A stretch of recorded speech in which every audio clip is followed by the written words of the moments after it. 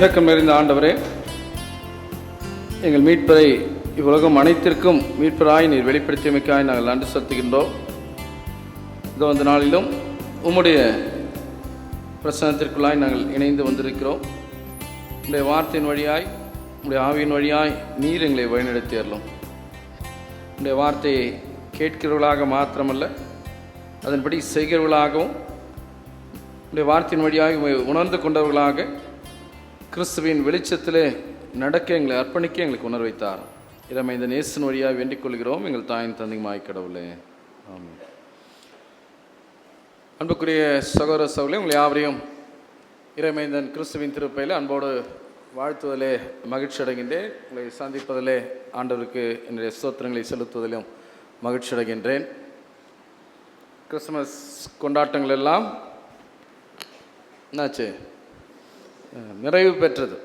கொண்டாட்டங்களாம் நிறைவு பெற்று மீண்டும் நம்முடைய யதார்த்த நிலைக்கு திரும்பி இருக்கிறோம். தொடர்ந்து இந்த புதிய வருடத்திலும் ஆண்டவர் கிறிஸ்துவின் வழியாய் இவ்வுலகிற்கு வெளிப்படுத்திய தன்னுடைய ஒளியால் நம்மையும் வழிநடத்தும்படியாய் நாம் ஆண்டவரை நோக்கி வேண்டிக் கொள்வோம்.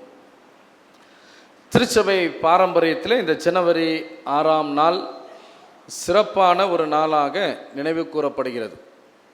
இன்றைக்கு ஜனவரி 4ஆக இருந்தாலும் அருகில் இருப்பதனால இந்த ஞாயிறை நாம் எபிபனி சண்டே என்று சொல்லி நாம் நினைவு கூறுகிறோம். அப்படின்னா என்ன அர்த்தம்?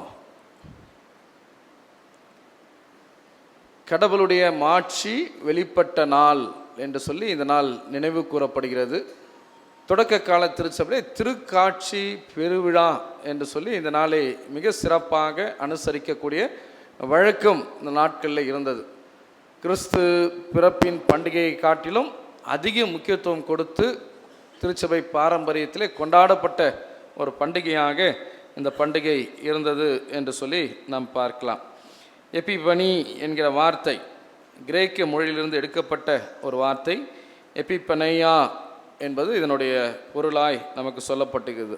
செக்குலர் வேர்ல்டில் இதனுடைய அர்த்தம் பார்த்திங்கன்னா, a moment of sudden and great revelation or realisation.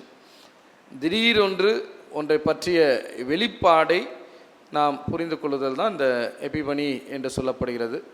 கிறிஸ்தவ பாரம்பரியத்திலே இதை சொல்ல வேண்டும் என்று சொன்னால், the manifestation of Jesus to the Gentiles as represented by the மஜாய்.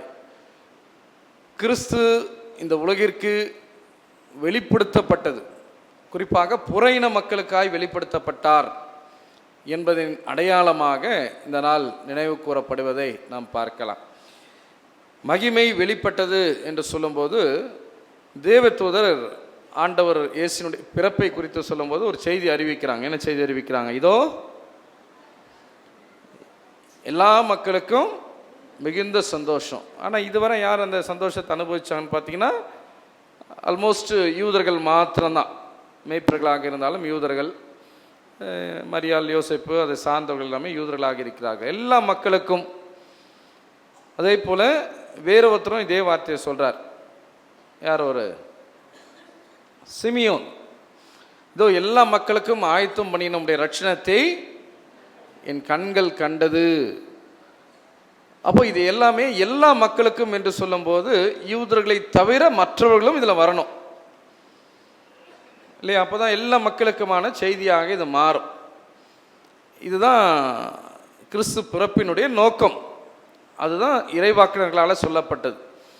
அப்போ அது என்னுடைய நிறைவேறுதலாகத்தான் இந்த நாள் நினைவு கூறப்படுகிறது. என்று சொன்னால், இந்த உடன்படிக்கைக்கு வெளியான மக்கள் என்று சொல்லப்படுகின்ற மக்கள் கூட்டத்திலிருந்து 3 பேர் அவருடைய பிரதிநிதியாக ஆண்டவர் இயேசுவை உலகின் மேசியா என்று சொல்லி அறிக்கையிடுகின்ற நிகழ்வாக இந்த நிகழ்வு இருக்கிறது. அதனால தான் இதை திருக்காட்சி பெருவிழா அல்லது கிறிஸ்து தன்னை வெளிப்படுத்தின நாள் அல்லது கிறிஸ்து பிறருக்கு வெளிப்படுத்தப்பட்ட நாள் என்று சொல்லி நாம் இதை நினைவு கூறுகிறோம். தொடக்க கால திருச்சபையில் மிக பழமையான ஒரு பண்டிகை. நான் சொன்னதை போல குறிப்பாக கிழக்கத்திய சபை இந்த பண்டிகையை மிக விமர்சையாக கொண்டாடி கொண்டு வந்தார்கள். சில பாரம்பரியத்தில் கிறிஸ்துமஸ் அன்னைக்கு நான் சொன்னதை போல ஆண்டவர் இயேசுவினுடைய பிறப்பின் நாளாகவும் இந்த நாள் தொடக்க காலத்திலே நினைவு கூறப்பட்டது. அது மாத்திரமல்ல, இந்த நாளில் இந்த ஜனவரி 6ஆம் தேதி பார்த்திங்கன்னா இந்த மெஜை அவர்களுடைய அவங்களுடைய விசிட்டும் அது கொண்டாடப்பட்டது. ஆண்டவர் இயேசு யோர்தான் நதியிலே யோவான் திருமுழுக்கினர் வழியாக எடுத்துக்கொள்ளப்பட்ட திருமுழுக்கை கொண்டாடக்கூடிய நாட்களாகவும் அனுசரிக்கப்பட்டது.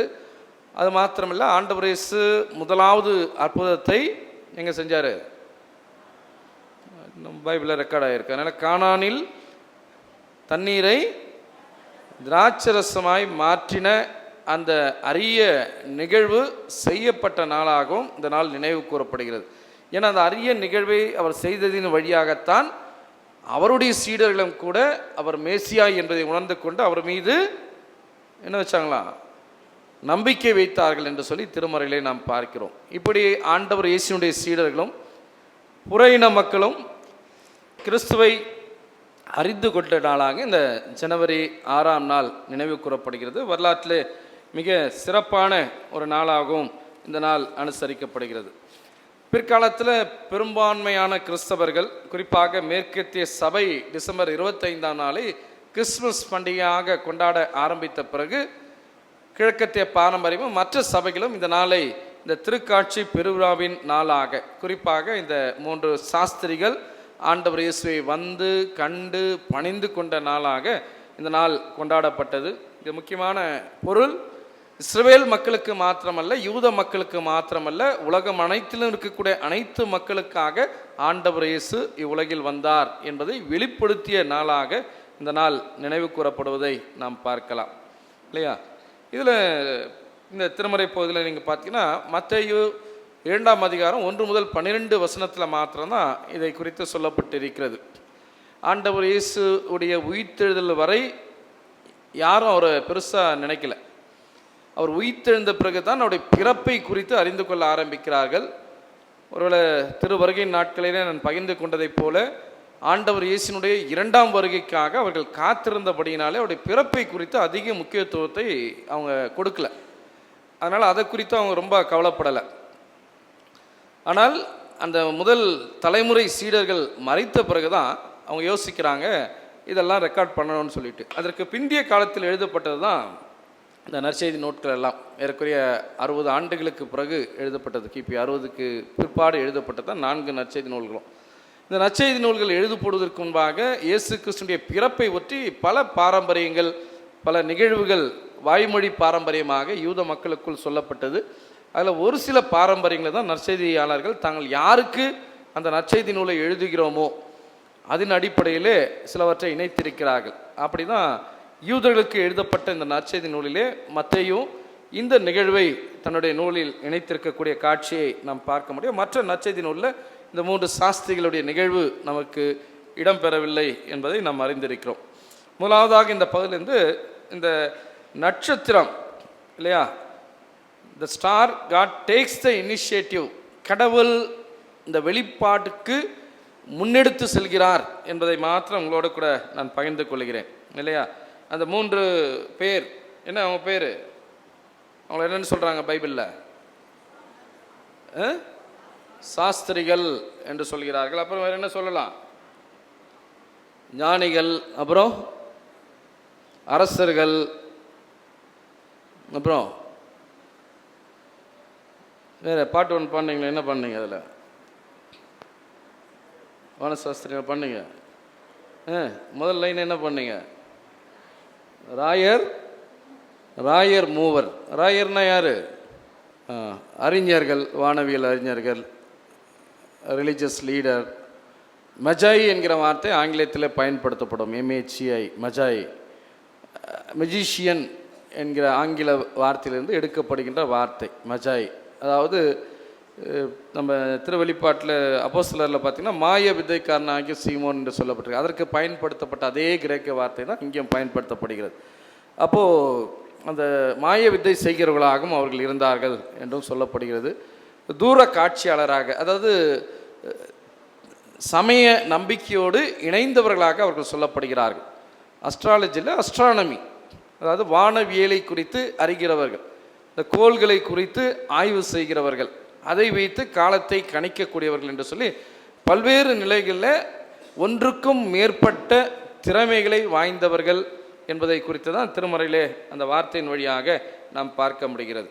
அதனால் அவங்க சிம்பிளாக குறிப்பிடும்போது இந்த இடத்துல அவர் சொல்கிறார், என்ன சொல்கிறார், மத்தேயு சொல்லும்போது கிழக்கிலிருந்து சாஸ்திரிகள் வந்தார்கள் என்று சொல்லி அவர்களை அடையாளப்படுத்துவதை நாம் பார்க்கலாம் இல்லையா. கிழக்கிலிருந்து சாஸ்திரிகள் வந்தார்கள். எத்தனை பேர் வந்தாங்க? பைபிளில் இருக்க 3 பேர் பைபிளில் இருக்கா? எப்படி 3ன்னு சொல்கிறோம்? எல்லாமே நீங்கள் கேட்கவும் சில நேரத்தில் பைபிளில் இருக்குதா, பைபிளில் இருக்குதான், எல்லாமே பைபிள்லேருந்து நம்ம பின்பற்றதில்லை.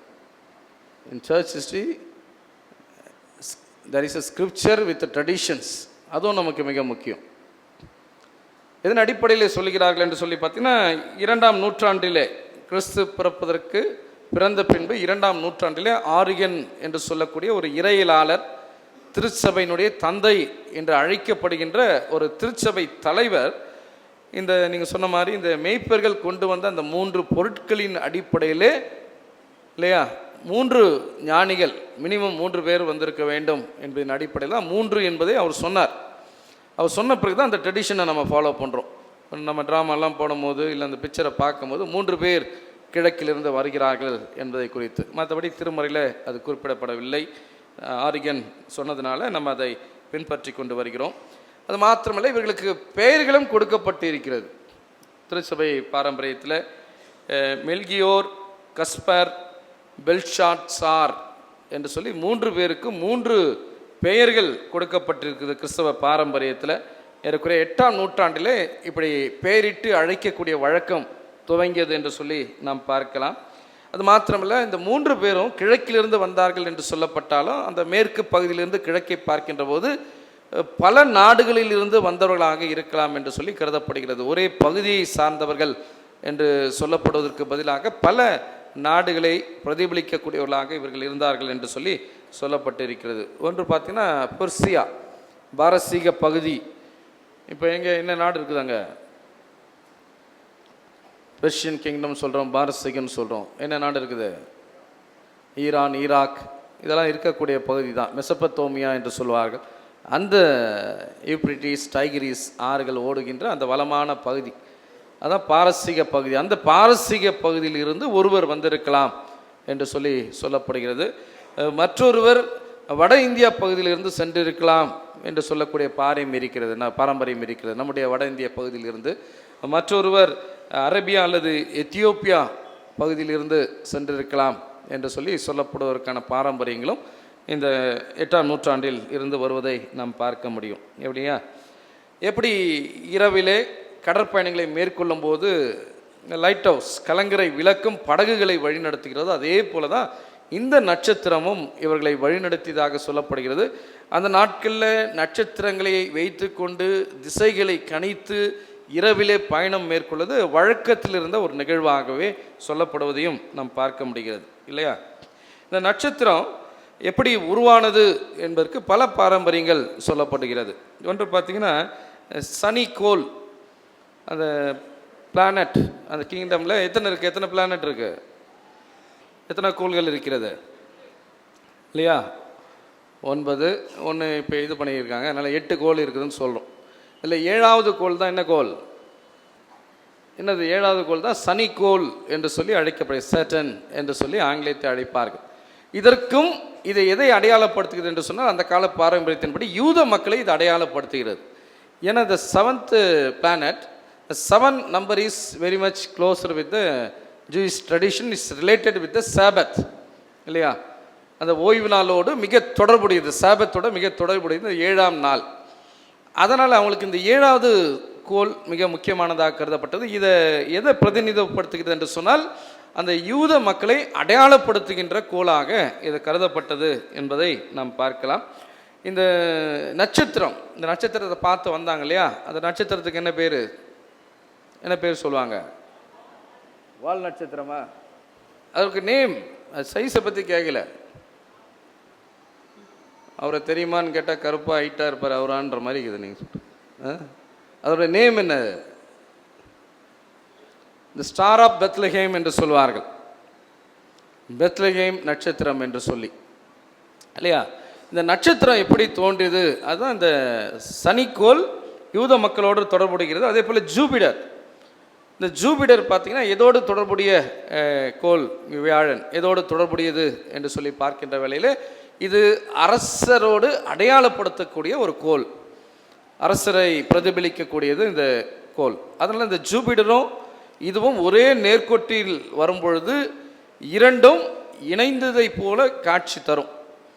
இந்த செயற்கைக்கோள்கள் ஒரே நேர்கோட்டில் வருதுன்னு சொல்லுவாங்க இல்லையா, அந்த மாதிரி ஒரே ஸ்ட்ரெயிட் லைனில் வரும். அப்படி வருகின்ற போது இந்த இரண்டும் இணைந்து மிகப்பெரிய ஒரு ஒளியை தரக்கூடிய ஒரு விண்மீனாக தோன்றியது. அதனுடைய அர்த்தம் என்னன்னு சொன்னால், அரசரை பிரதிபலிக்கக்கூடிய கோளும் இந்த யூத மக்களை பிரதிபலிக்கக்கூடிய கோளும் ஒன்றாக இணைகிறது. அப்போ யூதருக்கு அரசர் பிறந்திருக்கிறார் என்ற செய்தியை இப்படி தான் அவர்கள் அறிந்து கொண்டு வந்திருக்க வேண்டும் என்று சொல்லக்கூடிய நிகழ்வில் கொடுக்கப்பட்டிருக்கிறது. ஏறக்குறைய கிமு 3ஆம் நூற்றாண்டிலிருந்து கிபி 5க்குள்ளாக இப்படிப்பட்ட ஒரு அரிய நிகழ்வு வானத்தில் நிகழ்ந்ததாக வரலாற்று அறிஞர்களும் அறிவியல் அறிஞர்களும் இதை ஏற்றுக்கொள்ளக்கூடிய நிலையை நாம் பார்க்கலாம். இப்படி ஒரே நட்சத்திரமாக அது தோன்றியது. Planetary conjunction of Saturn and Jupiter என்று சொல்லி ஆங்கிலத்தில் சொல்வார்கள். அப்படி இணைந்து வருகின்ற ஒரு கோளாக இது இருந்தது என்று சொல்லி பார்க்கலாம். இதை பார்த்து தான் அவங்க பயணப்பட்டு வந்தார்கள் என்று சொல்லி சொல்லப்படுகிறது இல்லையா. அப்போ பாருங்கள், அப்படின்னா அந்த என்ன பண்ணியிருக்குன்னா, இந்த வானத்திலே இதை அவர்கள் எப்போதும் கவனித்து கொண்டு வந்திருக்க வேண்டும். திடீர்னு பார்த்தா புரியாது. இப்போ ஒவ்வொரு நாளும் அலர்ட்டாக அவங்க பார்த்துட்டு இருந்ததுனால தான் இதை உணர்ந்திருக்க முடியும் என்று சொல்லி நாம் பார்க்கலாம். சில நேரங்களில் இதை உதிக்க செய்கிறவர் கடவுளுடைய படைப்புன்னு தான் நம்ம நம்புகிறோம். அப்போ இந்த மாற்றங்களை அடையாளங்களை கொடுக்கக்கூடியவர் ஆண்டவர். ஆனால் இந்த அடையாளங்களை புரிந்து கொள்ளக்கூடிய அளவிற்கு நம்ம அலர்ட்டாக இருக்கிறோமா, நம்ம ஆர்வத்தோடு இருக்கிறோமா, கவனத்தோடு இருக்கிறோமா, அதுதான் முக்கியம். ஏன்னா இவர்கள் அறிந்து கொள்வதற்கு கடவுள் இந்த அடையாளத்தை வெளிப்படுத்துகிறார். இந்த கடவுளுடைய வெளிப்பாட்டை புரிந்து கொள்ளக்கூடிய அளவிற்கு மிக எச்சரிக்கையோடு மிக கவனத்தோடு அவர்கள் காத்திருந்தபடியினால தான் இதை உணர்ந்து கொள்ள, இதை புரிந்து கொள்ள, இதை கவனிக்கக்கூடிய ஒரு வாய்ப்பு அந்த மக்களுக்கு கிடைத்தது. எப்படி ஆண்டவருடைய வருகையின் போது 5 கன்னிகைகள் ஆயத்தோடு காத்திருந்தார்களோ, அதே போல் ஆயத்தோடு இருந்தவர்கள் கடவுளுடைய வெளிப்பாட்டை விளங்கி கொள்கிறார்கள்.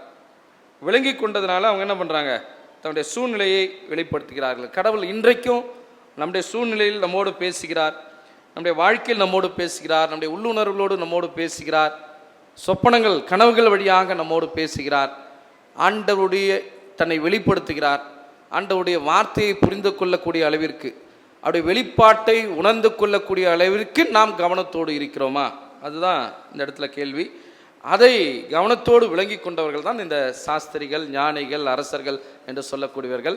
அதனால தான் அவர்கள் இப்படிப்பட்ட ஒரு பயணத்தை அவர்கள் மேற்கொள்ளக்கூடியதை நாம் பார்க்கலாம்.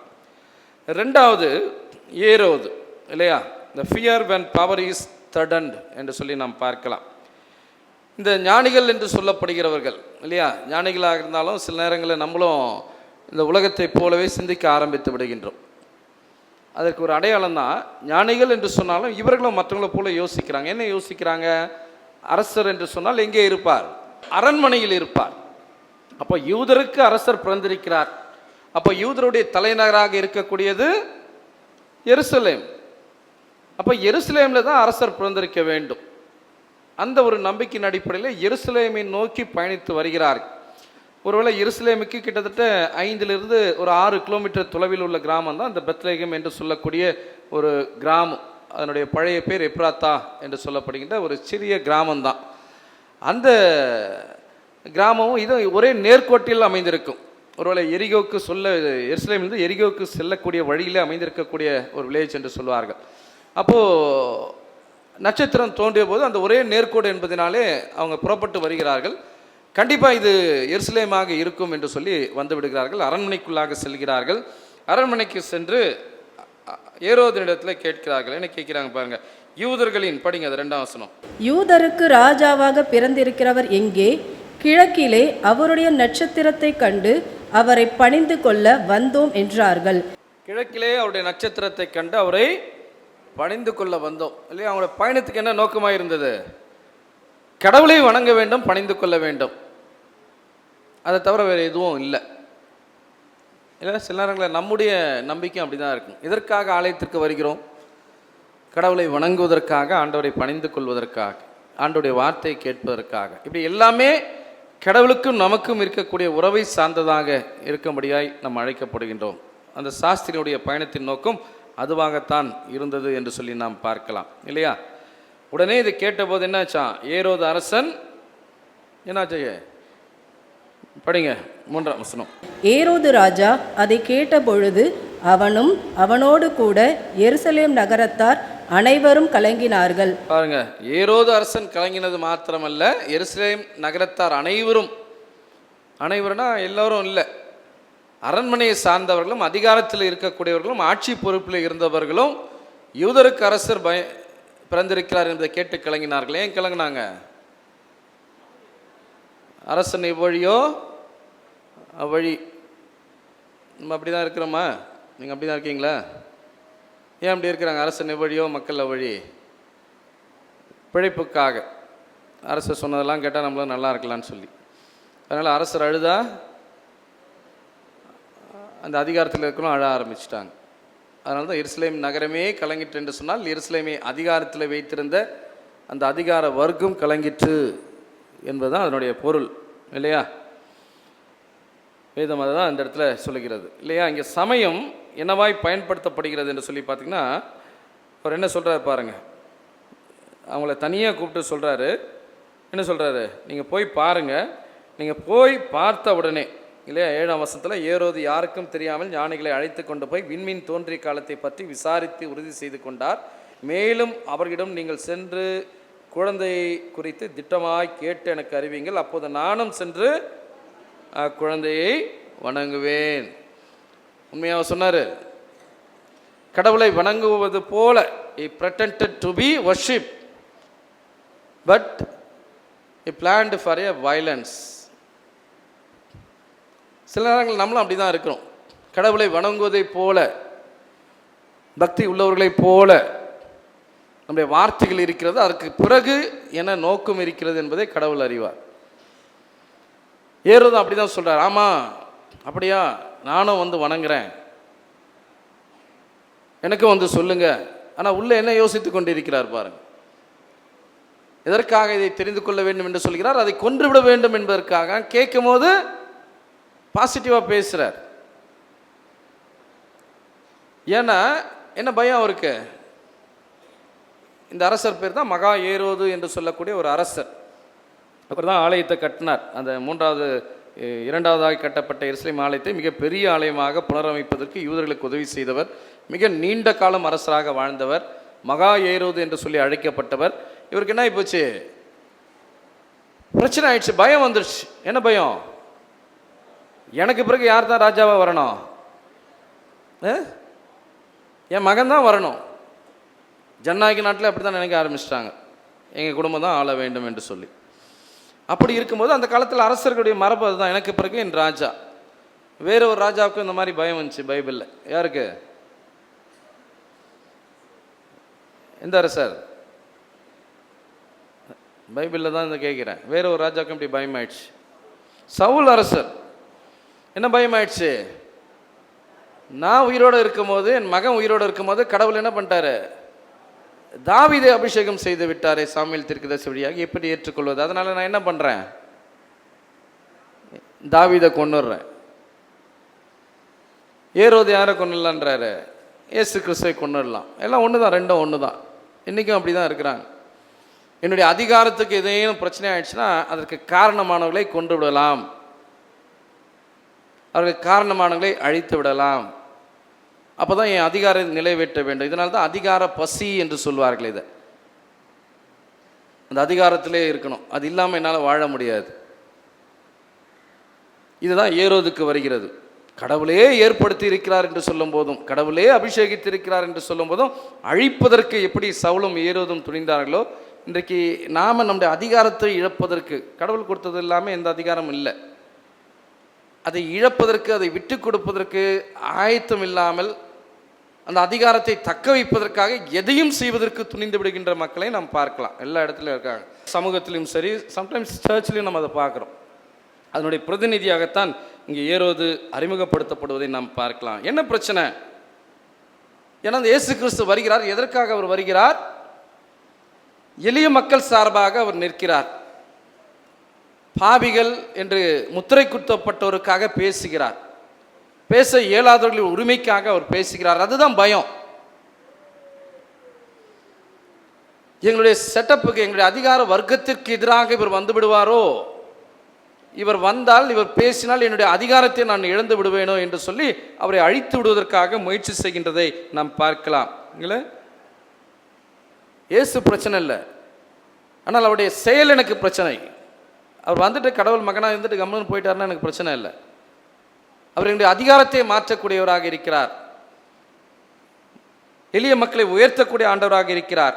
இல்லை, அதுதான் இன்னைக்கு பிரச்சனையாக மாறுவதை நாம் பார்க்கலாம். ஒரு இன்றைக்கும் கூட கடவுள் நம்முடைய வாழ்க்கையிலே வருவாரானால், நம்முடைய வாழ்க்கையில் இருக்கக்கூடிய வசதிகளை, வாய்ப்புகளை, சுகத்தை விட்டு தருவதற்கு ஆயத்தமுள்ள மக்களாக நமக்கு இருக்க வேண்டும். நம்முடைய சுயநலத்தை விட வேண்டும்.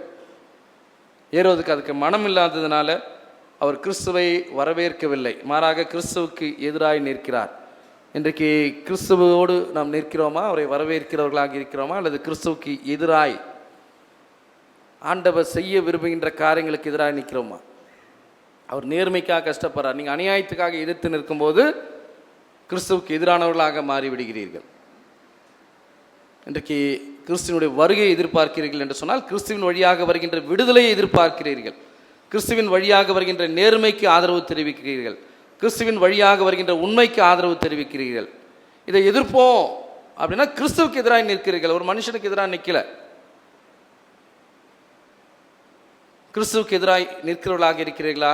ஏரோதை போல அல்லது ஞானிகளைப் போல கிறிஸ்துவை வணங்குகிறவர்களாக நம்முடைய வாழ்க்கையை நாம் நடத்துகிறோமா? சிந்திக்கும்படியாய் ஆண்டவர் நம்மை அழைக்கிறார். மூன்றாவது, சமய தலைவர்கள். இந்த சமய தலைவர்கள் என்ன பண்ணுறாங்க பாருங்க, இல்லையா? எருசலேமே கலங்கிற்று. உடனே ஏரோது அரசர் என்ன செய்கிறார் பாருங்க, 4ஆம் வசனம் படிங்க. அவன் பிரதான ஆசாரியர், ஜனத்தின் வேதபாரகர் எல்லாரையும் கூடிவரச் செய்து கிறிஸ்துவானவர் எங்கே பிறப்பார் என்று அவர்களிடத்தில் விசாரித்தான். பாருங்க, அவர் என்ன பண்றாரு? எல்லா பிரதான ஆசாரியர்கள், அதுவே ஒரு பாலிடிக்ஸ் தான். ஒரு பிரதான ஆசாரியர் தான் இருக்கணும், அவர் இறந்த பிறகு தான் அடுத்து ஒரு வரணும். ஆனால் அதிகார வேட்கையினாலே ஒரே நேரத்தில் பல பிரதான ஆசாரியர்கள் அங்கே ஏற்படுத்தப்படுகிறார்கள். இல்லை, ஒரு மாட்ரேட்டர்னா ஒரு மாட்ரேட்டர், ஒரு பிஷப்னா ஒரு பிஷப், 10 பேர் பிஷப் வந்தால் எப்படி இருக்கும் பாருங்க, பிரச்சனை இருக்குதுன்னு அர்த்தம். அதே போல தான் ஒரு பிரதான ஆசிரியராக இருக்க வேண்டிய இடத்துல பலர் இருக்கிறார்கள். அதனுடைய விளைவு என்னவாய் மாறுகிறது? அவங்க எல்லாரையும் கூப்பிடுறாரு. மக்களிடையே இருந்த மறைநூல் அறிஞர்கள், திருமறையை கற்று தேர்ந்தவர்கள், திருமறையின் வார்த்தைகளை, கடவுளுடைய வெளிப்பாட்டை உணர்ந்த மக்கள், அவங்கள கூப்பிட்டு கேட்கிறாரு, மெஸ்ஸியா எங்கே பிறப்பார் என்று அவர்கிட்ட விசாரித்தார். அப்போ பாருங்க, இவங்க என்ன சொல்றாங்க? யூதருக்கு அரசர் எங்கே பிறந்திருக்கிறாருன்னு கேட்கிறாங்க. ஆனால் அவர் யாருன்னு கேட்கிறார்? மெஸ்ஸியா எங்கே பிறப்பா? அப்போ மெஸ்ஸியா பிறப்பான்றது அவங்களுக்கு தெரிஞ்சிருக்கு. ஆனால் பிறந்துட்டார்னு இவங்க வந்து சொல்கிறப்ப சந்தோஷப்பட்டிருக்கணும், இல்லை, எதிர்த்து நிற்கிறாங்க. அப்போ இந்த திருமறை அறிஞர்கள் என்ன பண்ணுறாங்க? வேதத்தை ஆராய்கிறார்கள். வேதத்தை ஆராய்ந்து அவர் எங்கே பிறந்திருக்குமா? யூதேயாவில் உள்ள பெத்லகேமிலே பிறக்க வேண்டும் அப்படின்னு சொல்லி எந்த தீர்க்கதரிசி சொன்னதை சொல்கிறாங்க? எந்த தீர்க்கதரிசி? மீகா தீர்க்கதரிசி 5ஆம் அதிகாரம் 2ஆம் வசனத்தில் சொன்ன அந்த இறைவாக்கை கண்டறிந்து, இன்னைக்கு நம்மக்கிட்ட இருக்கிற மாதிரி எல்லார்ட்டையும் பைபிள் இருக்காது. மறைநூல் அறிஞர்களுக்கிட்டே 1-2 காப்பி தான் இருக்கு. அதை கற்றுக்கொள்ளணும், நினைவில் வைத்திருக்க வேண்டும். அதுலேருந்து சொல்கிறாங்க அவர் எங்கே பிறப்பார்னா பெத்லகேமிலே பிறப்பார். மிக 5ஆம் அதிகாரம் 2ஆம் வசனம் படிங்க. பாருங்க, அதுக்கு இருந்த பழைய பேர் ஒன்று எப்ரத்தா. எப்ரத்தா எனப்பட்ட பெத்லகேமே, கானான் தேசத்தை இஸ்ரவேல் மக்கள் கைப்பற்றியவுடன் அதற்கு பெத்லகேம் என்று சொல்லி பெயரிட்டார்கள். அதற்கு முன்பாக கானானிய மக்களிடத்தில் இருந்தபோது அதற்கு எப்ரத்தா என்று சொல்லி பெயரிடப்பட்டிருந்தது. பாருங்க, யூதாயாவில் இருக்கக்கூடிய 1000 கிராமங்களிலே சிறிய ஒரு கிராமம், நாட் எ பிக் வில்லேஜ். ஆனாலும் இஸ்ரவேலை ஆளப்போகிறவர் உன்னிடத்திலிருந்து புறப்பட்டு, பெத்லகேமிலிருந்து புறப்பட்டு என்னிடத்திற்கு வருவார் என்று சொன்னால் இந்த தேசம் முழுமைக்கும் வருவார். அவருடைய பிறப்பு அனாதி நாட்களாய் இருக்கக்கூடிய பூர்வத்துடையனா முதல்லேருந்தே சொல்லப்பட்டிருக்கிறது. யார் சொன்னா? முதல்ல தீர்க்க தரிசனமாக யாக்கோப்பிலிருந்து ஒரு விண்மீன் பிறக்கும், புறப்படும். இஸ்ரவேலிலிருந்து ஒரு செங்கோல் எழும்பும். யார் சொன்னது? கேரள ரவுண்ட்ஸில் கூட பல வீட்டில் இதெல்லாம் படித்தோம். கேரள ரவுண்ட்ஸில் வசனத்தை கேட்கறதுக்கு எனக்கு எங்கே ஞாபகம் இதுன்னு. என்னாகும் 24ஆம் அதிகாரம் படித்து பாருங்கள். பிலேயாம் தீர்க்கதரிசி சொல்கிறார், கீழே விழுந்து எழுந்தவன் கண் திறக்கப்பட்டவன் உரைக்கிறதாவது, யாக்கோப்பிலிருந்து புறப்படுகிற விண்மீனாக இஸ்ரவேலிலிருந்து எழும்பக்கூடிய செங்கோலாய் கிறிஸ்து பிறப்பார். அந்த செய்தி தான் அவர் சொல்கிறார் முதலாக. அடுத்து மீகா தீர்க்கதரிசி. இதெல்லாம் 8ஆம் நூற்றாண்டு தீர்க்கதரிசிகள். மீகா, ஓசியா, முதல் ஏசாயா எல்லாமே, அவங்க எல்லாமே, ஆமோஸ், இதெல்லாம் 8ஆம் நூற்றாண்டின் தீர்க்கதரிசி. அப்போ அவங்க எல்லாமே சொல்கிறாங்க. அப்போ இதை பார்த்த உடனே, அதனால தான் பூர்வத்தினுடையதுனா ஏற்கனவே சொல்லப்பட்ட வாக்கு, மீகாவுக்கு முன்னே சொல்லப்பட்ட வாக்குன்னு தான் மீகா தீர்க்கதரிசி அதை சொல்கிறார். பாருங்கள், இயேசு கிறிஸ்து இங்கே பிறப்பார் என்று அறிந்திருந்தார்கள். மெசியா பிறந்து விட்டார் என்கிற செய்தியை கிழக்கிலிருந்து வந்த சாஸ்திரிகள் வழியாக உணர்ந்து கொண்டார்கள். ஆனால் என்ன பண்ணல? எங்கே போல? பெத்லேமுக்கு போல. இல்லை, அவங்க சொன்னது கரெக்டு, பிறப்பார், பிறந்து விட்டார் செய்தி வருது, ஆனால் போவதற்கு மனம் இல்லை. Correct theology, but no transformation. சொன்னது கரெக்ட் தான், ஆனால் செயல் அதை வெளிப்படுத்தவில்லை. இல்லையா? இன்ஃபர்மேஷன் வித்தவுட் இன்கார்னேஷன், செயல்படாத விசுவாசம். சொல்லுவோம், செய்ய மாட்டோம். சொல்லுவோம் இல்லையா, முழங்கால் படியிடுவோம், ஆனால் நம்ம என்ன பண்ண மாட்டோம்? அப்போ தான் உட்காருவோம். வழக்கமாக சொல்கிறவங்களும் சொல்லிகிட்டு இருப்பாங்க, நம்மளும் செய்யறதை செஞ்சுட்டு இருப்போம். அந்த வார்த்தையினுடைய பொருள் தெரியாமல் செயல்பட்டு கொண்டு இருப்பது. பிறப்பார், பிறந்து விட்டார் கேள்விப்பட்டோம், போனன்ற மனம் இல்லை. இல்லையா? ஒரு சைன் போர்டு மாதிரி, மருத்துவமனைன்னு இருக்கும் ஒரு சைன் போர்டு. மருத்துவமனைக்கு போகிற வழி தான் அது காட்டுமே தவிர அது என்ன பண்ணாது? செயல்படாது. அது நம்மை குணமாக்காது. அது மருத்துவமனை இல்லை. அதே போல தான் பிறருக்கு வழிகாட்டு. இதனால தான் ஆண்டவர் சொன்னார், குருடர்களே, பார்வையற்றவர்களே அப்படின்னு சொல்கிறார். பார்வையற்றவர்கள் பார்வையற்றவர்களுக்கு எப்படி வழிகாட்ட முடியும்னு கேட்கிறார். மறைநூல் அறிஞர்களை பார்த்து, பரிசேயரை பார்த்து, சதுசேயர்களை பார்த்து, நீங்களே நடக்கிறதில்லை, நீங்கள் எப்படிப்பா பிறருக்கு வழிகாட்ட முடியும்? அப்படி தான் இவருடைய வாழ்க்கையும் இருப்பதை நாம் பார்க்கலாம். இன்றைக்கு நாமும் கூட திருமறையை வாசிக்கிறோம், வேதத்தை படிக்கின்றோம், செபங்களை ஈரெடுக்கிறோம், ஆசைப்படுறோம். சிலதுக்கெல்லாம் எனக்கு எல்லாம் தெரியும்னு சொல்கிறோம், ஊழியம் செய்கிறோன்னு சொல்கிறோம், பல இடங்களில் பிரசங்கிக்கிறோன்னு சொல்கிறோம். செய்கிறோமா? நாம் சொல்வதை செய்கிறவர்களாக இருக்கிறோமா? அல்லது இந்த வேத பாரகரை போல பிறப்பார் என்று சொல்லிவிட்டு இருக்கிற இடத்துல அமைதியாக இருக்கிற மக்களாய் இருக்கிறோமா? செயல்படாத மக்களாய் வாழ்ந்து கொண்டு இருக்கிறோமா? இல்லை சொல்கிற வார்த்தைக்கு கீழ்ப்படுகிறவர்களாக இருக்கிறோமா? சிந்திப்போம். நான்காவதாக நாம் பார்க்கிறோம், the wise men, true seekers and true worshippers. 9 முதல் 11ஆம் வசனத்தில் அவங்க பெத்லேமுக்கு போங்கன்னு சொன்ன உடனே போகிறாங்க. போகும்போது அந்த விண்மீனை, நட்சத்திரத்தை மீண்டுமாய் பார்க்கிறார்கள். மகிழ்ச்சியோடு அந்த இடத்துக்கு செல்கிறாங்க. 10ஆம் வசனத்தில் பாருங்கள், அங்கே நின்ற விண்மீனை கண்டதும் அவர்கள் பாருங்க ஆனந்த சந்தோஷம் அடைந்தார்கள். கொஞ்ச நேரத்துக்கு முன்னே பிறந்துட்டான்னு ஒரு செய்தி காட்டினப்போ வேதத்தில் பார்க்கிறோம், கலக்கம் வந்து விட்டது. அதனால தான் சொன்னேன் நான், கிறிஸ்துமஸ் செய்தி எல்லா மக்களுக்குமான நற்செய்தி இல்லை, அதை எதிர்பார்த்து கொண்டிருக்கிறவர்கள் தான் அது நற்செய்தி. கடவுளுடைய வார்த்தையும் அப்படி தான். சொல்லப்படுகின்ற வார்த்தை எல்லோருக்கும் மகிழ்ச்சியை தரக்கூடியதாக இருக்காது. அதை எதிர்ப்பவர்களும் இருப்பார்கள் எல்லா இடத்துலையும். இன்றைக்கு நமக்கு அந்த நற்செய்தி மகிழ்ச்சியை தரக்கூடிய நற்செய்தியாக இருக்கிறதா? இல்லை, அவங்களுக்கு பெரிய மகிழ்ச்சி வந்தது பார்த்த உடனே. வீட்டிற்குள் போய் அவர்கள் அந்த குழந்தையை அதன் தாய் மரியா வைத்திருப்பதை கண்டார்கள். கண்டு என்ன பண்ணாங்களா?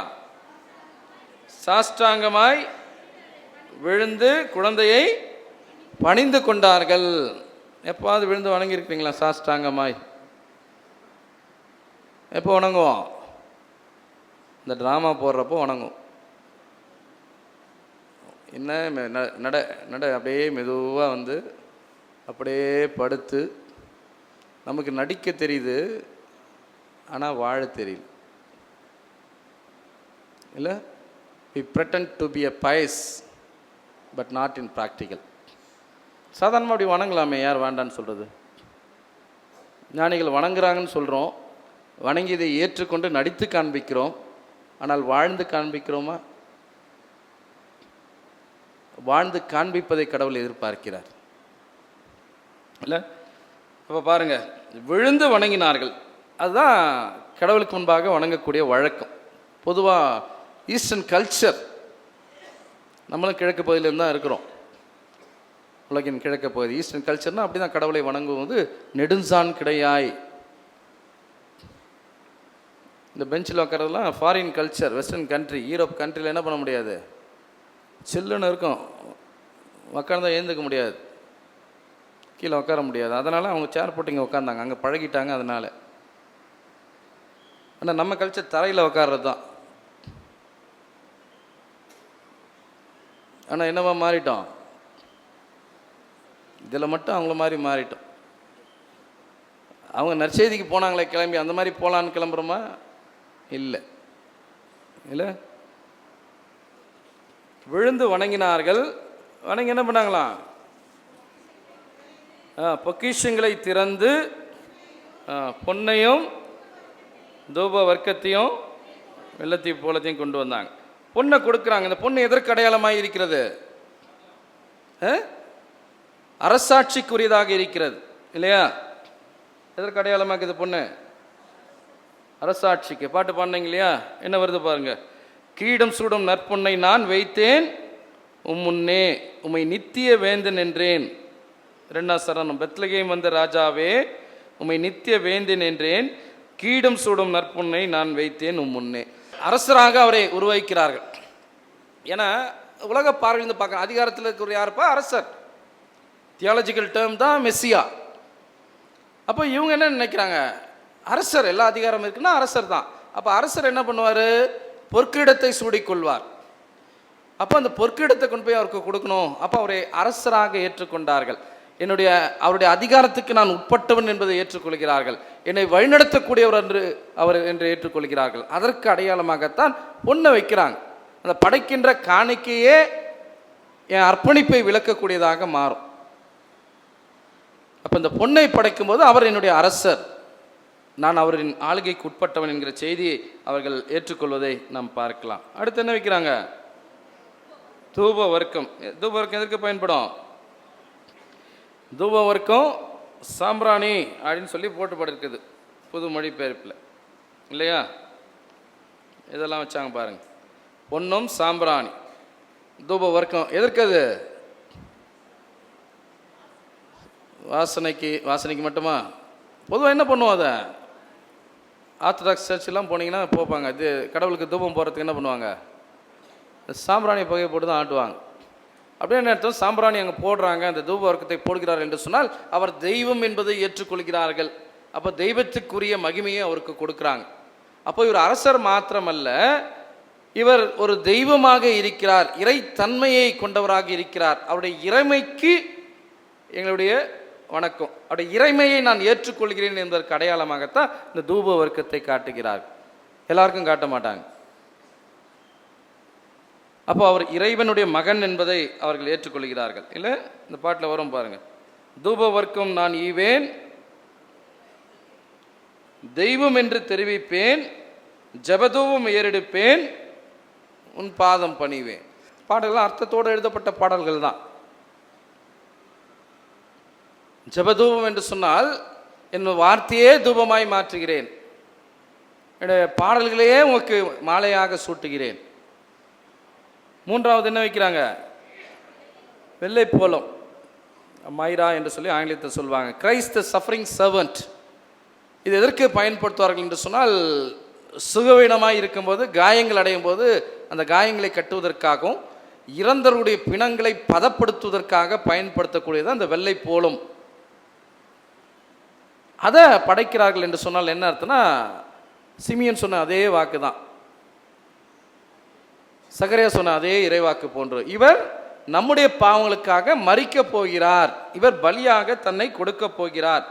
வெள்ளை போலம் நான் ஈவேன், கொண்டு வந்தேன் கடவுளே, துஷ்ட பாவம் பாரம் தாங்கி மரிப்பார் தேவனே. நம்முடைய பாவத்திற்காக இவர் தன்னையே பலியாக கொடுக்க வந்திருக்கிறார் என்பதனுடைய அடையாளமாகத்தான் இந்த வெள்ளை போலத்தை ஈந்தார்கள். இந்த மூன்றும் அதற்கான அடையாளம். அவருடைய அரசர் என்ப அதிகாரத்திற்கு அடையாளமாக, அவருடைய இறைமைக்கு அடையாளமாக, அவருடைய மரணத்திற்கு அடையாளமாக, அவர் தன்னை பலியாக கொடுக்க போகிறார் என்பதற்கு அடையாளமாகத்தான் இவைகள் பயன்படுத்தப்பட்டது என்று சொல்லி நம்ம பார்க்கலாம். இல்லை, உண்மையான வழிபாடு தாழ்மையை வெளிப்படுத்தக்கூடிய வழிபாடு. தாழ்மையாக இருந்தாங்க. தியாகத்தை வெளிப்படுத்தக்கூடிய வழிபாடு, தன்னிடத்தில் இருப்பதை மேன்மையானதை கொடுப்பதற்காக கொடுக்கக்கூடிய ஒரு வழிபாடு. இல்லை, வழிபாடு என்பது வெறும் பாடல் பாடுறது, டான்ஸ் ஆடுறது அது மாத்திரம் இல்லை. நம்மையும் நம்மிடத்தில் உயர்வாய் இருப்பதையும் கிறிஸ்துவுக்காய் அர்ப்பணிப்பு தான் உண்மையான வழிபாடு. அந்த வழிபாட்டை தான் ஆண்டவர் எதிர்பார்க்கிறார். இல்லை, என்னுடைய பயணம் சாதாரண ஒரு பயணம் கிடையாது. ஆங்கிலத்தில் T.S. எலியாட் என்று சொல்லக்கூடிய ஒரு ஆங்கில கவிஞர் 1888 1965 வரை வாழ்ந்தவர். அவர் ஒரு அழகான ஒரு கவிதையை எழுதியிருப்பார், த ஜர்னி ஆஃப் மெஜாய் என்று சொல்லி. அந்த கவிதையில் இவங்களோட பயணத்தை குறித்து, அந்த பயணத்தை மேற்கொண்ட ஒரு ஞானி எழுதுவதை போன்று அந்த கவிதை அவர் எழுதியிருப்பார். அதில் எழுதுகிறார் பாருங்க, a cold coming we had of it, just the worst time of the year for a journey and such a long journey, the ways deep and the weather sharp, the very dead of winter and the camel's galt. இல்லை, அந்த பயணம் மிக நீண்ட பயணம். நட்சத்திரத்தை தான் பார்த்தாங்களே தவிர எங்கே போகிறோன்னு தெரியாது. இலக்கில்லாத ஒரு பயணத்தை மேற்கொள்கிறார்கள். Just the worst time of the year, வருடத்திலே மிக பனிப்பொழிவினாலே மிக மோசமாக இருக்கக்கூடிய ஒரு காலம். இல்லை, the very dead of winter என்று சொல்லப்பட்டிருக்கிறது. பனிப்பொழிவு அதிகமாக இருக்குது. சாதாரணமாக இந்த ஒட்டகம் போயிடும். இந்த ஒட்டகம் என்ன பண்ணுமா, நடக்கும்போது இந்த பனிப்பொழிவுக்குள்ளாக கால் உள்ளே போயிடுமா, திரும்ப அதை தன் காலை வெளியே எடுத்து வைக்க வேண்டும். கடற்கரை மணலிலே நடக்கும்போது நமக்கு எப்படி கஷ்டமாக இருக்கும் பாருங்கள். ஒரு பிளைன் லேண்டில் நீங்கள் நடந்து போயிடலாம், ரோட்டில் நடந்து போகலாம். மணல் இருக்க பூமியிலே நடப்பது கடினம், வேகமாக நடக்க முடியாது. அப்படி தான் இந்த ஒட்டகங்கள் அந்த பயணத்திலே சென்றது என்று சொல்லி அவர் எழுதுகிறார் இல்லையா. அந்த camel galled sore footed refractory lying down in the melting snow, there were times we regretted. தப்பாக வந்துட்டோமோ, வரக்கூடாத நேரத்தில் பயணப்பட்டு வந்துட்டோமோ என்று சொல்லி பல நேரங்களில் நாங்கள் நினைக்கக்கூடிய தருணங்களை நாங்கள் அடைந்தோம் என்று சொல்லி அவர் இந்த பகுதியில் எழுதுவதை நாம் பார்க்கலாம். இல்லை, மிக கடுமையான குறிக்காலம், பயணத்திற்கு ஏற்ற காலம் கிடையாது. இவங்க பார்க்குறவங்க இவங்க என்னப்பா பைத்தியக்காரனுங்க மாதிரி இந்த பணியில் பயணப்பட்டு போகிறார்களே என்று சொல்லி அவர்களை ஏளனப்படுத்த சொன்ன வார்த்தைகள் அடங்கிய காலம் என்று சொல்கிறார். அது மாத்திரமல்ல, இரவில் தங்குவதற்கு சரியான இடம் இல்லை. இடம் கிடைத்தாலும் அதிக கட்டணம் கொடுக்க வேண்டி இருந்ததுனால இரவும் பகலும் பயணம் செய்தனர். தன்னிடத்தில் இருக்குது, ஆனால் இதை காணிக்கையாக கொண்டு போகிறேன், இதில் நான் எடுக்கக்கூடாது, வசதி கிடைக்கல, கிடைச்சாலும் அதிக பணம் கொடுக்க வேண்டியதாக இருந்தது. அதனால் அவங்க என்ன பண்ணாங்களாம், இரவும் பகலும் பயணம் செய்ய ஆரம்பித்தனர். பல நேரங்களில் தாங்கள் செல்லும் பாதை சரியானதா என்ற கேள்வி இருந்தது. அவர் சொல்கிறாரு, இப்பயணம் முட்டாள்தனமானதா என்கிற கேள்வி என்ற பாடல் எங்களுடைய செவிகளில் தொனித்து கொண்டே இருந்தது என்று சொல்கிறார். At the end of we prefer to travel all night. இதெல்லாம் கிடைக்கலன்னா இரவெல்லாம் போக முயற்சி பண்ணாங்க. ஸ்லீப்பிங் இன் ஸ்நாச்சஸ், அந்த ஒட்டகத்தின் மீதே யாராவது ஒருத்தர் வீழ்ச்சிட்டு இருப்பார், மற்றவங்களாம் அதிலே படுத்துட்டு போக ஆரம்பித்தாங்களாம்.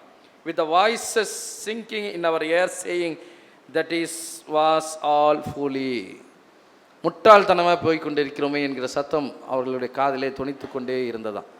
பாருங்கள், இதெல்லாம் மேற்கொண்டு இதெல்லாம் கடந்து சில பட்டணங்களுக்குள் வரும்போது சந்தோஷமாக இருந்துச்சு, கேளிக்கைகள் இருந்துச்சு, மகிழ்ச்சி இருந்துச்சு, பண்டிகைகள் இருந்தது, கொண்டாட்டம் இருந்தது. இல்லை, ஆனால் அவங்களால என்ன பண்ண முடியல,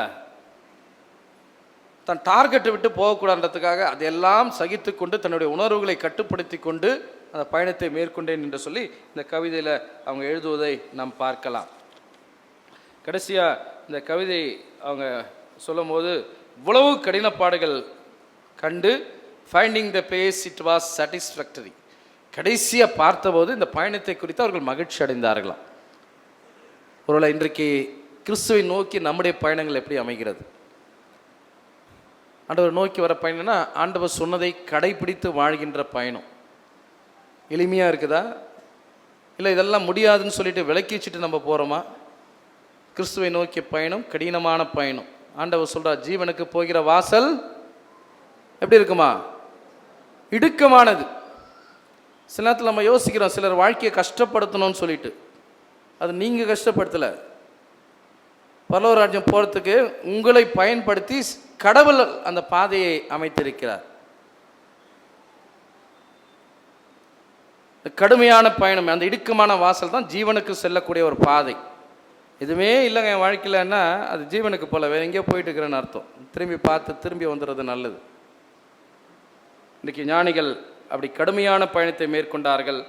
அவங்க கிறிஸ்துவின் அந்த இடத்தை பார்த்தபோது மகிழ்ச்சி அடைந்தார்கள் என்று சொல்லப்பட்டு இருப்பதை நாம் பார்க்கலாம். இல்லை, எல்லா தடைகளையும் மீறி வந்ததுனால தான் கிறிஸ்துவை கண்டார்கள். இன்றைக்கி நம்முடைய வாழ்க்கையிலும் கூட எல்லா தடைகளையும் மீறி வருவதற்கான அந்த தைரியம் நமக்கு இருக்கணும். உணர்வுகளை கட்டுப்படுத்தக்கூடிய இருக்கணும். கடவுளை நாமும் தரிசிக்க முடியும். நிறைவாக அவங்க என்ன பண்ணாங்களாம்? a changed path, obedience after encounter. கிறிஸ்துவை கண்டவர்கள் 12ஆம் வசனம் படிங்க. பின்பு அவர்கள் ஏரோதிடத்திற்கு திரும்பி போக வேண்டாம் என்று சொப்பனத்தில் தேவனால் எச்சரிக்கப்பட்டு வேறு வழியாய் தங்கள் தேசத்திற்கு திரும்பி போனார்கள். பாருங்க, ஏரோதிடம் திரும்பி போக வேண்டாம் என்று கனவில் அவர்கள் எச்சரிக்கப்பட்டதால் வேறு வழியாக தங்கள் நாட்டுக்கு திரும்பி போனார்கள். they returned to their own country by another way. இயேசு கிறிஸ்துவை கண்டவர்கள், தன்னுடைய உள்ளத்திலே ஏற்றுக்கொண்டவர்கள் தன்னுடைய பழைய வாழ்க்கையிலே செல்ல முடியாது, தன்னுடைய பழைய பாதையிலே செல்ல முடியாது. அது ஒரு புது பாதையாக இருக்கும், அது ஒரு புது வழியாகத்தான் இருக்கும். அதனால தான் ராஜா கிட்ட போகலான்னு யோசித்தவர்கள் ராஜாவுக்கு சொல்ல வேண்டாம் என்று சொன்னவர்கள் அது என்ன வழியாக மாறி இருக்கும் பாருங்க. ஆனால் கனவிலே எச்சரிக்கப்பட்டு ஆண்டவரை பார்த்த பிறகு, ஆண்டவருடைய வார்த்தை கேட்ட பிறகு அதே வாழ்க்கையில் நாம் செல்ல முடியாது. மாற்றமில்லாத வாழ்க்கையாக என் வாழ்க்கை இருக்குது என்று சொல்லி கடவுள் உங்களுக்கு உணர்த்துவானால் இன்னும் கிறிஸ்துவை நீங்கள் ஏற்றுக்கொள்ளலை. கிறிஸ்துவ உங்களுடைய உள்ளங்களில் பிறப்பதற்கு நீங்கள் இடம் தரவில்லை. இன்னும் கிறிஸ்துவை நீங்கள் காணவில்லை. கிறிஸ்துவின் வார்த்தைகளை நீங்கள் ஏற்றுக்கொள்ளவில்லை. ஏற்றுக்கொள்வீர்களானால் உங்களுடைய பாதை ஒரு புதிய பாதையாக மாறும். இப்படி இருக்க ஒருவன் கிறிஸ்துவுக்குள் இருந்தால் புது படைப்பாய் மாறுகிறான்.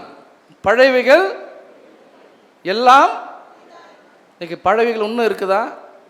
புதிய வருடம் வந்துடுச்சு, புது ட்ரெஸ்ஸை போடுறோம், என் இருதயம் புதுமையாக இருக்கிறதா? இல்லை பழைய வைராக்கியம், பழைய கசப்பு, பழைய கீழ்ப்படியாமை இதோடு வாழ்ந்து கொண்டிருக்கிறேனா? பழைய துருத்தியில் என்ன பண்ண முடியாதா? புது ரசத்தை ஊற்ற முடியாது. துருத்தியை நீங்கள் காலி பண்ணாதான் இந்த இருதயங்களை புதிய இருதயங்களாகி மாற்றினால்தான் கடவுள் தன்னுடைய ஆவியானவரை அதில் ஊற்ற முடியும். அவர்கள் வேறு பாதையாய் நடந்து சென்றார்கள். Encounter with Christ always leads to a changed direction. கிறிஸ்துவை கண்டவர்கள், உணர்ந்தவர்கள் பழைய வாழ்க்கையிலே வாழ முடியாது. அது புதிய வாழ்க்கையை நோக்கிய பயணமாய் மாறும். இல்லை, கிறிஸ்துவை கண்ட பிறகு நம்முடைய வாழ்க்கை மாறும். நம்முடைய வேல்யூஸ், நம்முடைய ப்ரியாரிட்டிஸ், நாம் கொடுக்குற முக்கியத்துவம், நம்முடைய நண்பர்கள் எல்லாம் மாறும், மாற வேண்டும்.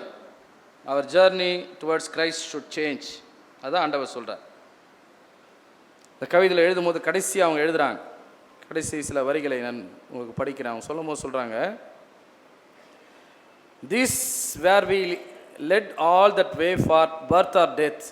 There was a birth, certainly we had evidence and no doubt I had seen birth and death. இந்த கிறிஸ்துவினுடைய பிறப்பில் என்னுடைய இறப்பை பார்த்தேன் என்று அந்த கவிதையில் T.S. எலியட் எழுதுகிறார். கிறிஸ்து பிறந்து விட்டார், எனக்காக பிறந்து விட்டார் என்று சொல்லும்போது நான் சாக வேண்டும், என்னில் இருக்கக்கூடிய தீய குணங்கள் சாக வேண்டும் என்று சொல்லி அவருடைய பிறப்பு என்னுடைய இறப்பை எனக்கு நினைவுபடுத்தியது என்று சொல்லி அவர் எழுதுகிறார். இல்லை, but I thought they are different. This birth was odd and bitter agony for us, like death, our death. இந்த பிறப்பை பார்த்தது போய் பார்த்து எங்களுக்கு மகிழ்ச்சியான ஒரு காரியமாக இல்லை, அது எங்களுக்கு ஒரு கடினமான ஒரு காரியமாக இருந்தது. நான் என் வழியை மாற்றிக்கொள்ள வேண்டும் என்று எனக்கு உணர்த்தியது, நான் சாக வேண்டும் என்று என்னை வழிநடத்தியது. We returned to our places, these kingdoms, but no longer at ease here in the old dispensation. திரும்பினோம் பழைய வாழ்க்கைக்கல்ல, பழைய செயல்பாடுகளோடு அல்ல, ஒரு புதிய வாழ்க்கையை நோக்கி நாங்கள் திரும்பினோம். இல்லை, I should be glad for another death. இந்த சாவதற்கு இன்னொரு சாவுக்கு காத்திருக்கிறேன் என்று சொல்கிறார். இன்றைக்கி நம்முடைய பயணங்கள் எப்படி இருக்கிறது? இந்த நிகழ்விலே ஏரோது பயம், வெறுப்பு, சமய தலைவர்களுக்கு நாலேஜ், அறிவு இருந்துச்சு, அர்ப்பணிப்பு இல்லை. Knowledge without commitment is nothing. மூன்றாவது இந்த ஞானிகள் நம்பிக்கை இருந்தது, விசுவாசம் இருந்தது, கீழ்ப்படிதல் இருந்தது. இன்றைக்கு நாம் யாராக இருக்கிறோம்? ஏரோதாக இருக்கிறோமா? சமய தலைவர்களாக இருக்கிறோமா? அல்லது இந்த 3 ஞானிகளாக இருக்கிறோமா? சிந்திப்போம், செயல்பட ஆண்டவரிடத்தில் நம்மை அர்ப்பணிப்போம். அருள் நிறைந்த ஆண்டவரை, இந்த மனமகிழ்ச்சி நாளுக்காக நாங்கள் நன்றி செலுத்துகிறோம். இந்த 3 ஞானியருடைய வருகை மிகப்பெரிய மாற்றத்திற்கான ஒரு வருகையாக, கடவுளுடைய வெளிப்பாடை புரிந்து கொள்ளக்கூடிய வருகையாக, அவர் எல்லோருக்குமான ஆண்டவர் என்பதை அறிந்து கொள்ளக்கூடிய வருகையாக இருந்ததற்காக நாங்கள் நன்றி செலுத்துகிறோம். ஏரோதை போல கிறிஸ்துவின் பிறப்பை கண்டு எதிர்ப்பு தெரிவிக்கிற மக்களாக, பயப்படுகிற மக்களாக நாங்கள் வாழ்ந்து கொண்டிருக்கிறோமா என்று சொல்லி சிந்திக்க எங்களுக்கு உணர்வைத்தார். சமய தலைவர்களைப் போல திருமறை குறித்த அறிவிருந்தும் அர்ப்பணிப்பில்லாத வாழ்க்கையாக எங்களுடைய வாழ்க்கை இருக்கிறதா? அல்லது நம்பிக்கையோடு, விசுவாசத்தோடு, கீழ்ப்படிதலோடு மிக நீண்ட பயணத்தை மேற்கொண்ட ஞானிகளைப் போல நாங்கள் வாழ்ந்து கொண்டிருக்கிறோமா என்று யோசிக்க எங்களுக்கு மனதைத்தார். கிறிஸ்துவனுடைய பிறப்பு என்னுடைய இறப்பில் இறப்பை ஏற்படுத்த எங்களை அர்ப்பணிக்க நீர் எங்களுக்கு உணர்வைத்தார். இந்த நேசன் வழியாக வேண்டிக் கொள்கிறோம் எங்கள் தாயின் தந்தையுமாய் கடவுளே. ஆமென்.